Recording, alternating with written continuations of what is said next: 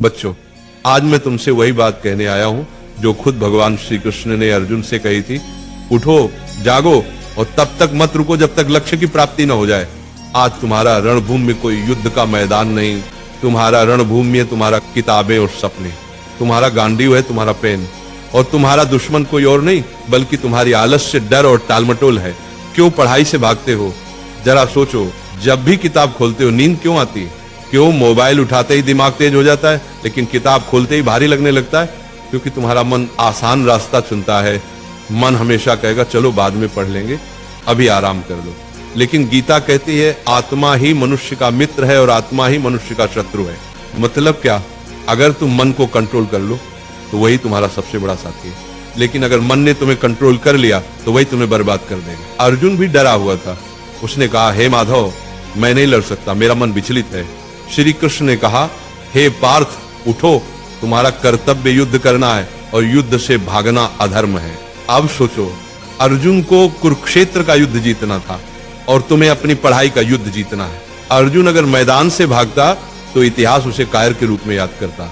अगर तुम पढ़ाई से भागते हो तो आने वाली पीढ़ियां तुम्हें हारने वाले के रूप में जानेंगी। गीता का सबसे बड़ा संदेश है, कर्म करो, फल की चिंता मत करो। आज अगर तुम 5 घंटे पढ़ते हो तो तुरंत रिजल्ट नहीं दिखेगा, लेकिन ये मत सोचो कि मेहनत बेकार जा रही है। हर दिन का पसीना, हर दिन की पढ़ाई तुम्हारे अंदर ज्ञान और आत्मविश्वास का पहाड़ खड़ा कर रही है। फल अपने समय पर आएगा और जब आएगा तो दुनिया तुम्हारे कदम चूमेगी। आज तुम्हारा असली दुश्मन पढ़ाई नहीं, तुम्हारा असली दुश्मन है आलस्य, ध्यान भटकना, सोशल मीडिया और कल से पढ़ेंगे वाली सोच। गीता कहती है संयम ही सच्ची विजय है।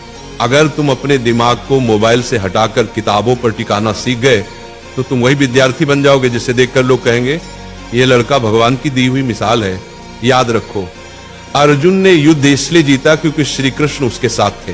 तुम्हारे पास भी श्री कृष्ण है, तुम्हारे गुरु, तुम्हारी किताबें और तुम्हारा विश्वास। जब भी थक जाओ ये मंत्र याद करो, उठो अर्जुन, पढ़ाई तुम्हारा धर्म है, पढ़ाई तुम्हारा कर्म है। तुम्हारा धर्म अभी सिर्फ एक है, पढ़ाई। बाकी सब इंतजार कर सकता है लेकिन समय नहीं। वक्त निकल गया तो कोई गुरु तुम्हें नहीं बचा पाएगा।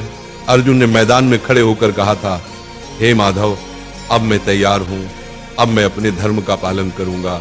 आज तुम भी वही कहो, हे प्रभु, अब मैं आलस्य से लड़ूंगा, अब मैं किताबों को अपना धर्म मानूंगा। आज से तुम पढ़ाई से भागोगे नहीं, आज से तुम किताब को दुश्मन नहीं बल्कि सबसे बड़ा मित्र मानोगे। आज से तुम वही विद्यार्थी बनोगे जिसे देखकर माँ बाप की आंखें गर्व से भर जाएंगी। याद रखना, पढ़ाई ही तुम्हारा युद्ध है, मेहनत ही तुम्हारी गीता है और सफलता ही तुम्हारी विजयश्री है। और एक बात नाम जाप किया करो, राधा राधा। 24 घंटा में सिर्फ मुझे 24 मिनट देकर देखो, फिर तुम कहना